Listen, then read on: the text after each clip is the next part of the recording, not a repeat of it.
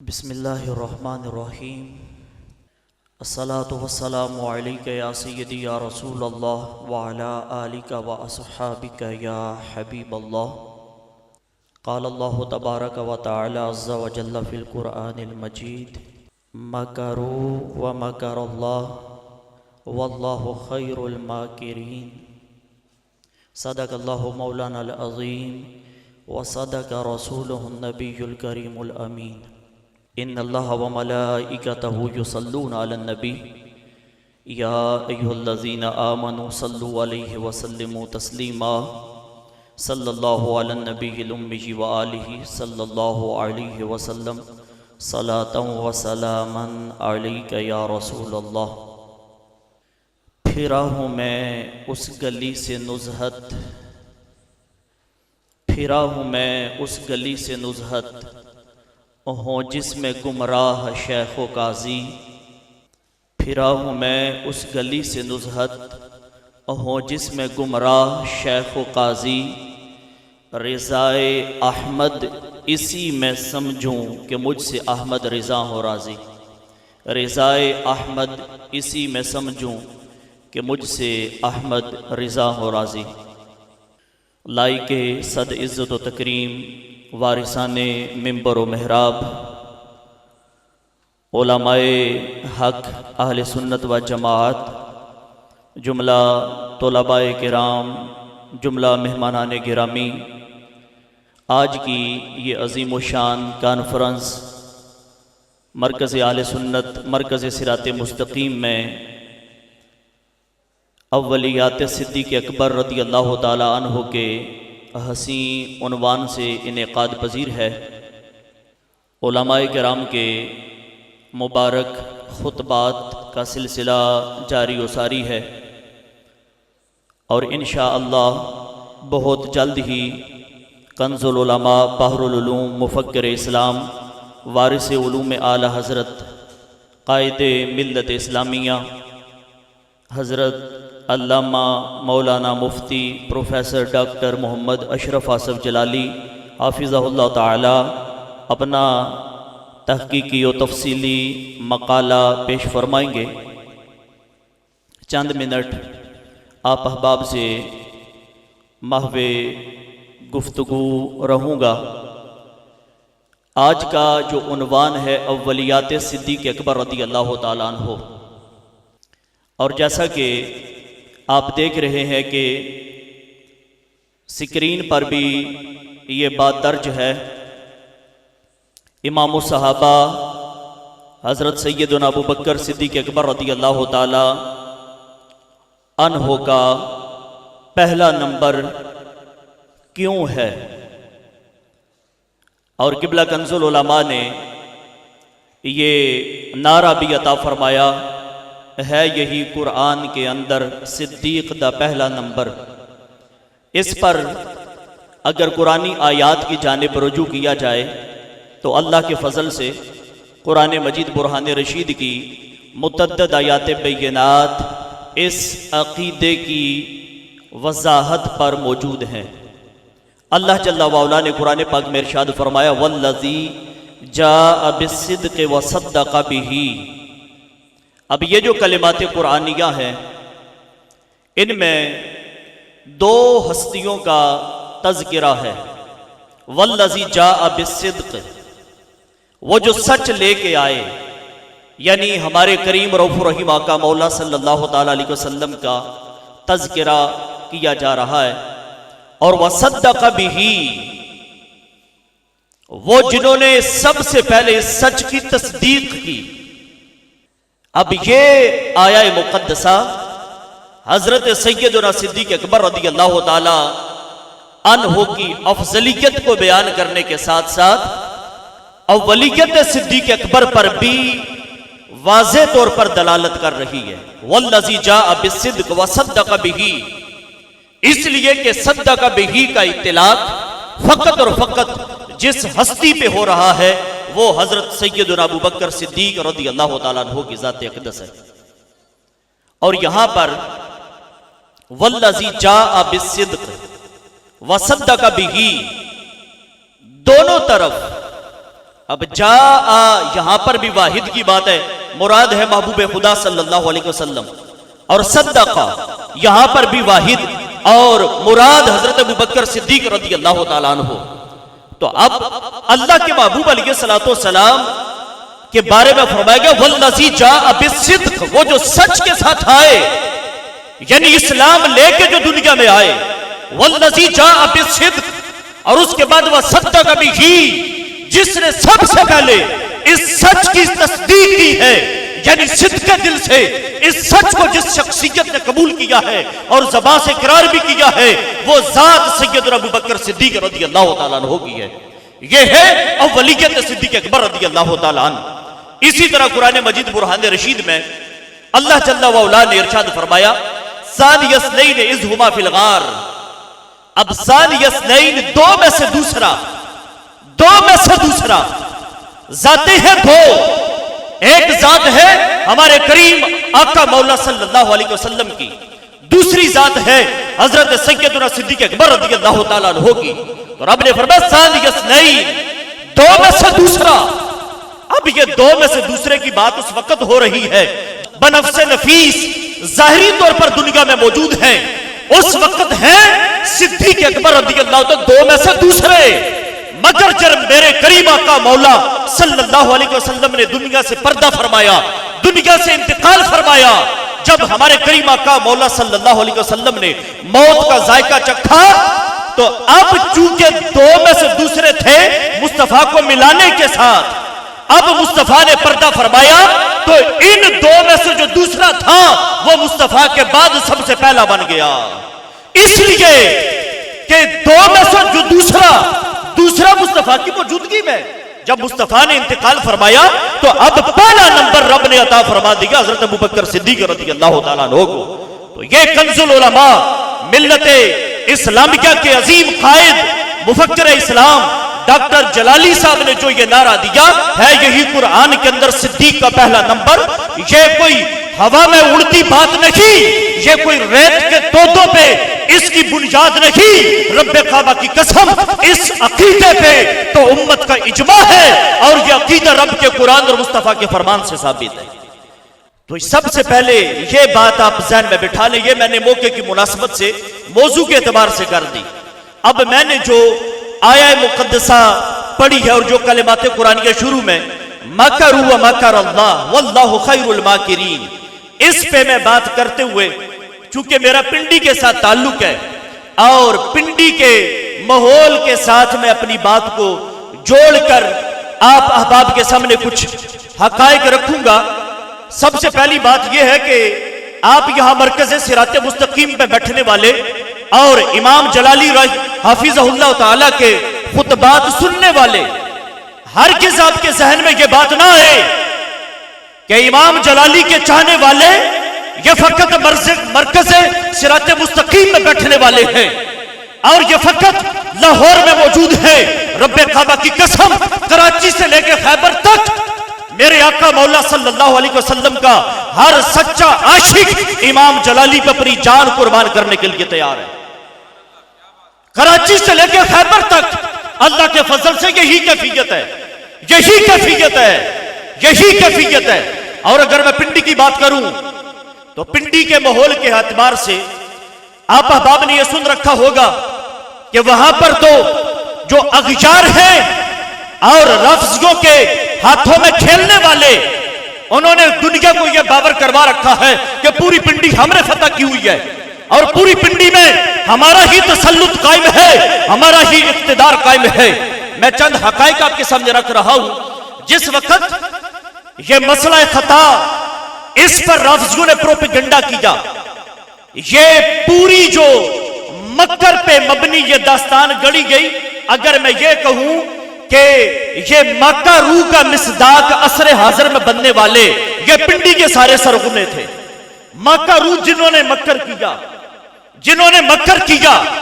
مکر کی بنیاد رکھنے والے یہ پنڈی کے سارے تھے، اور پنڈی میں مکر کی بنیاد جنہوں نے رکھی ہے اللہ کے فضل سے لاہور کے جلالیوں نے ان کا بھی ناطقہ بند کیا ہے۔ کیا آپ بھول گئے ڈاکٹر جلالی صاحب نے کس کے بارے میں یہ کہا گردن نہ جھکی جس کی طواغیت کے آگے، اس خاک میں پوشیدہ ہے وہ صاحب دستار۔ وہ صاحب دستار کون ہے؟ وہ جو پنڈی کا بڑا طاغوت کہ جو معاذ اللہ صدیق اکبر کی افضلیت کے اجماعی اور قطعی عقیدے کو چیلنج کرتا پھرتا تھا، اور اس سے پہلے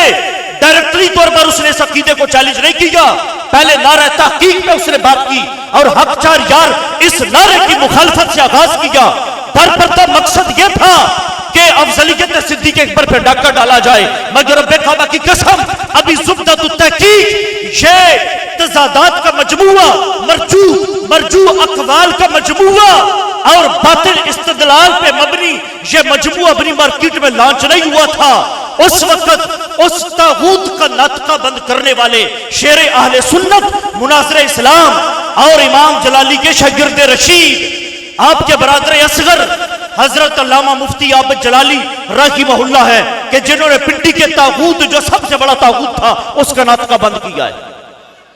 اور یہاں میں یہ بات بھی آپ کو بتا دوں، یہ ایک وقت وہ تھا جب لاہور سے امام جلالی کے شاگرد نے پنڈی میں جا کر اس طاغوت کو نکیل ڈالی، مگر اب جب مسئلہ خطا اٹھا تو اس پر کیا آپ واقف نہیں کہ وہ جو اپنے آپ کو معاذ اللہ نام نہاد مفتی بنا بیٹھا ہے اور اپنے آپ کو شمشیر اعلی حضرت کہلواتا ہے، جو جعلی شمشیر اعلی حضرت ہے، جو نام نہاد شمشیر اعلی حضرت ہے، جس وقت اس بدبخت نے امام جلالی کی گرفتاری پر یہ کہا تھا کہ آج وہ گرفتار ہو چکے ہیں اور وہ یہ کہتے تھے مجھے موقع دیا جائے میں اپنے موقع پہ دلائل دوں گا، مجھے سپریم کورٹ میں موقع دو، مجھے قومی اسمبلی میں موقع دو، اب چونکہ وہ گرفتار ہو گئے ہم عدالت میں دلائل دیں گے اور ثابت کریں گے انہوں نے گستاخی کی ہے۔ جس وقت اس نام نہاد مفتی اور جعلی شمشیر اعلی حضرت نے معاذ اللہ قوم کو ورگلانے کی اور پنڈی کے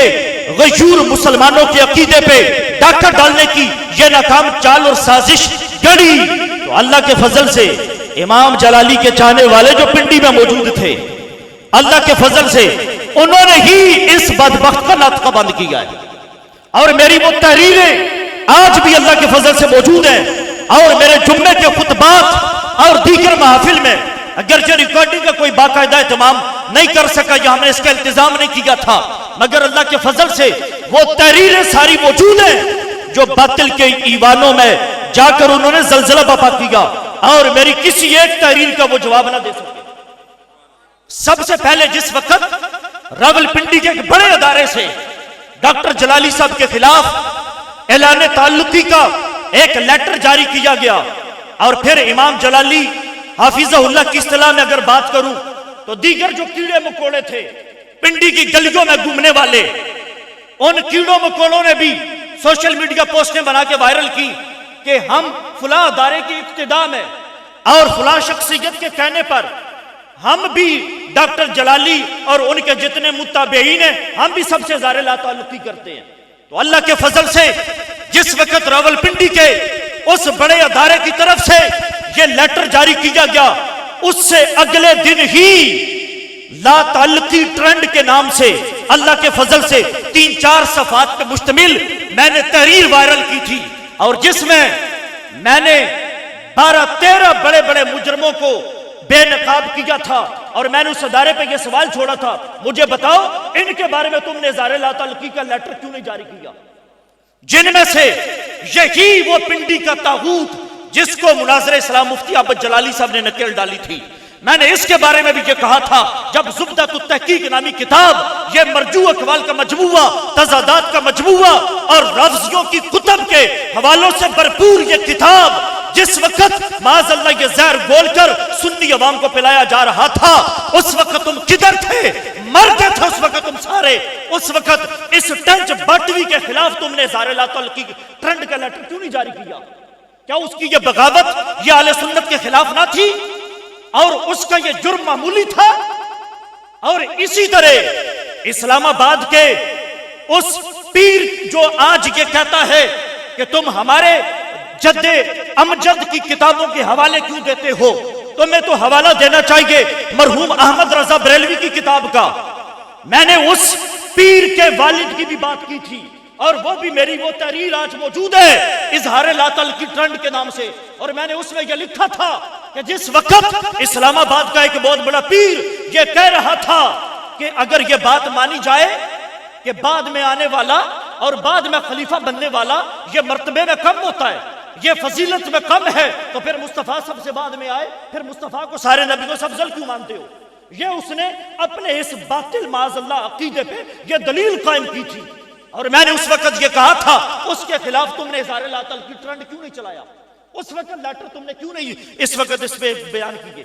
اور اس کے بعد جس وقت ہم نے اللہ کے فضل سے آپریشن کیا، اس کے بعد دوسری میری تحریر جو پنڈی میں وائرل ہوئی تھی تجزیہ اور تبصرہ کے نام سے، یہ بھی 3-4 صفحات پہ مشتمل تھی، اور اس کے بعد جب میری یہ 2 تحریریں وائرل ہوئی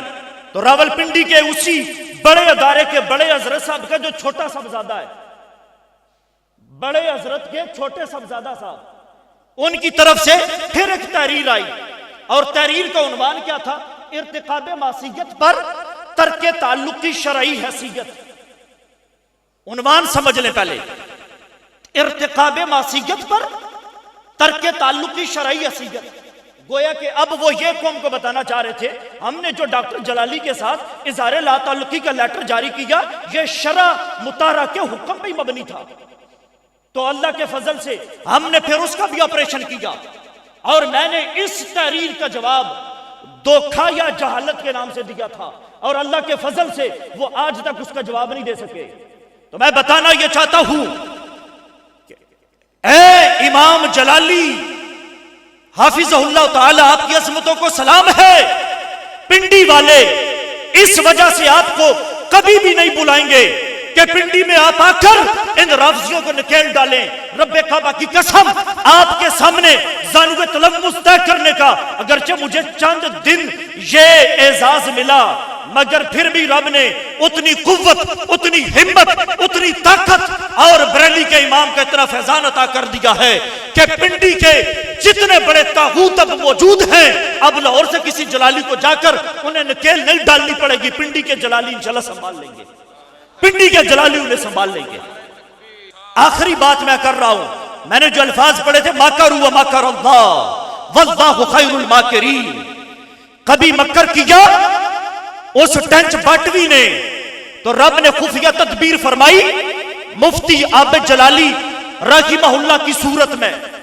جس وقت مکر کیا تاج الدین حیدری رافضی نے، جس وقت مکر کیا پاکستان کے ایک ٹی وی چینل پہ بیٹھنے والی اس ملعونہ عورت نے، تو رب نے خفیہ تدبیر فرمائی امام جلالی کی صورت میں، امام جلالی نے ان کا ناطقہ بند کیا، اور جس وقت چمن اینڈ کمپنی نے مکر کیا تو ان کے مکر کے نتیجے میں رب نے خفیہ تدبیر فرمائی ہے میرے امام جلالی کے شاگرد رشید شیخ الحدیث و تفسیر استاذ العلماء پروفیسر ڈاکٹر محمد زاہد نعمانی قادری اور مناظر اسلام حضرت علامہ شاہد عمران جلالی کی صورت میں۔ تو یہ جب بھی مکر والا معاملہ کہیں پر بھی ہوگا تو انشاءاللہ مکر کرنے والوں کو کھلی چھٹی نہیں دیں گے، بالکل کھلی چھٹی نہیں دیں گے، چاہے پنڈی ہو چاہے اسلام آباد ہو، لاہور ہو یا کراچی ہو۔ ہم نے کہا کراچی سے خیبر تک یہ سارا پاکستان یہ امام احمد رضا داتا علی حجویری اولیاء کا فیضان ہے، اور کسی باغی کو یہ آثار اٹھانے نہیں دیں گے۔ اور میں نے یہ پنڈی کی بات کی ہے، اگرچہ پہلے فتنے پنڈی میں تھے، اب اسلام آباد میں بھی شروع ہو گئے، اب اسلام آباد میں بھی شروع ہو گئے، اگرچہ ان دونوں جو فتنے ہیں پنڈی کے فتنوں کا جو مصدر ہے وہ الگ ہے، اور اسلام آباد میں جو فتنے شروع ہو چکے ہیں ان کا مصدر الگ ہے، مگر رب کعبہ کی قسم جس طرح ہم نے پنڈی کے فتنوں کا ناطقہ بند کیا ہے، ہم نے یہ نہیں دیکھا مصدر کون سا ہے، کہاں سے فتنہ آیا ہے، کہاں کون پروموٹ کر رہا ہے۔ اسی طرح اسلام آباد میں جو فتنہ اٹھے گا امام جلالی کے خلاف، جو بھی افواہات بکے گا، ہم وہ زبان اس کی گدی سے کھینچ کے کتوں کے آگے ڈالیں گے۔